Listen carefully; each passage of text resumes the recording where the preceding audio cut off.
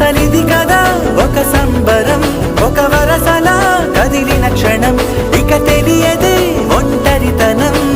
ఎన్నాళ్ళ దూరాలు కన్నోళ్ళిలా వస్తూనే పోయాయి కన్నీళ్ళిలా.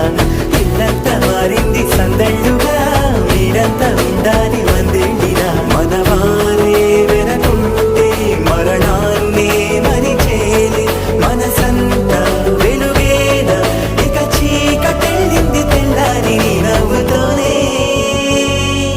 10 మంది